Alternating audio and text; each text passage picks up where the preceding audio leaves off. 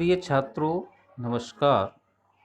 आज हम हिंदी विषय के अंतर्गत पद्य साहित्य के इतिहास में आधुनिक काल के भारतीय युग के विषय में चर्चा करेंगे। आधुनिक काल का समय सन 1843 ईस्वी माना जाता है। कुछ पुस्तकों में यह 1843 के स्थान पर 1850 भी हो सकता है।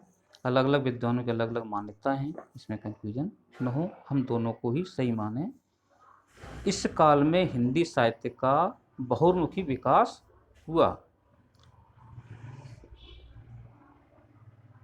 इस काल में हिंदी साहित्य का बहुमुखी विकास हुआ।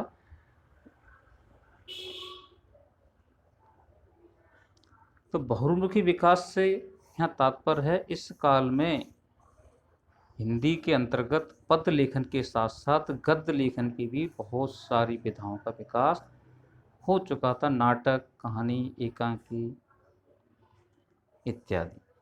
इस काल में अंग्रेजों के शासन के विरुद्ध जन जागरण, समाज सुधार, नारी जागृति और भाषा परिमार्जन आदि पर विशेष ध्यान दिया गया। 1843 का जो समय है वो हमारे प्रथम स्वतंत्रता आंदोलन के समकक्ष है, लगभग वही समय है। इस कारण से स्वाभाविक सी बात है, भारतीय स्वतंत्रता आंदोलन की कुछ छाया साहित्य पर पड़ी होगी। तो क्योंकि साहित्य समाज का दर्पण होता है, इस कारण से आधुनिक काल में अंग्रेज शासन के विरुद्ध जन जागरण की भावना देखने को मिलती है और यही वह समय है जब भारतीय समाज में पुनर्जागरण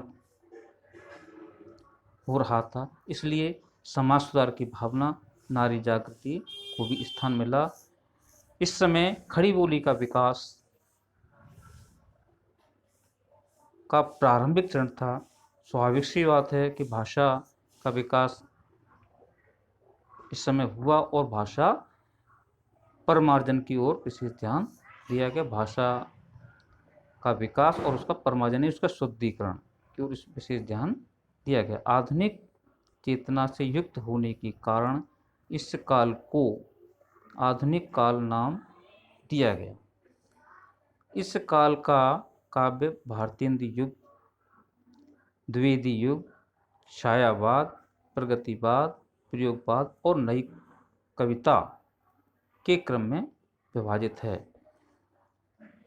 अब हम इस काल के प्रथम भाग यानी भारतीय युग के विषय में कुछ चर्चा करेंगे। भारतीय युग का समय सन 1843 से 1900 तक माना जाता है। अगर कहीं आपको 1843 के स्थान पर 1850 भी मिल जाता है तो आप कंफ्यूजन न हो। विराट व्यक्तित्व के धनी भारतेंदु हरिश्चंद्र के नाम पर इस युग का नामकरण हुआ। इस काल के काव्य में जन चेतना, राष्ट्रीयता, समाजोद्धार का स्तर मुखरित हुआ। भारतेंदु हरिश्चंद्र, बद्रीनारायण चौधरी प्रेमधन, प्रताप नारायण मिश्र आदि इस युग के प्रमुख कवि हैं।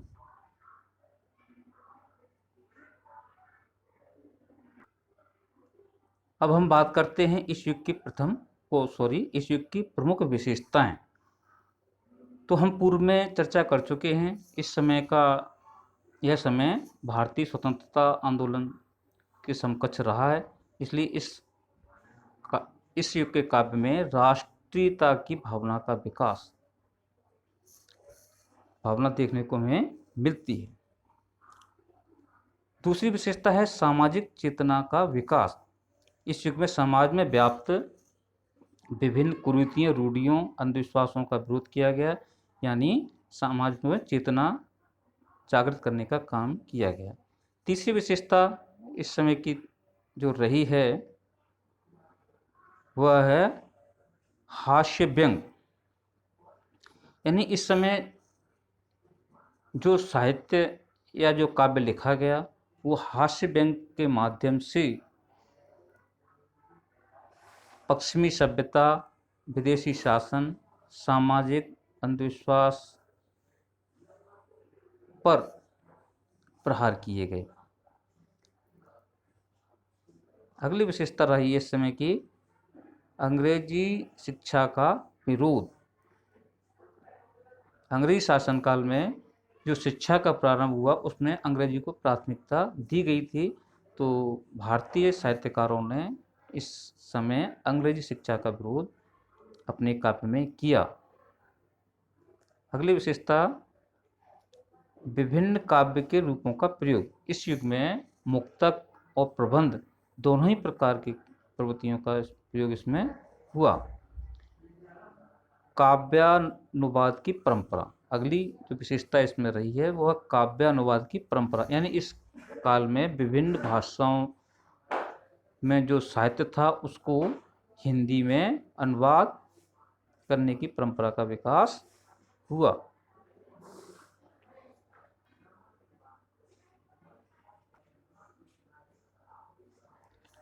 अब हम इस समय के प्रमुख कवियों की बात करते हैं। तो इस समय में प्रमुख कवि हैं भारतेंदु हरिश्चंद्र, जिनकी रचना है प्रेम सरोवर, प्रेम फुलवारी, वेणु गीत। दूसरे कवि हैं बद्री नारायण चौधरी प्रेमधन, इनकी रचना है जीर्ण जनपद, लालित्य लहरी। इसमें आपको थोड़ा ध्यान रखना है। सूरदास की भी एक रचना है साहित्य लहरी, ठीक उससे मिली जुली है ये लालित्य लहरी। ये मैं आपको इसलिए बता रहा हूँ कि आपको याद रह सके। तीसरे कवि प्रमुख हैं प्रेम नारायण मिश्र, इनकी रचनाएं हैं प्रेम पुष्पावली, मन की लहर।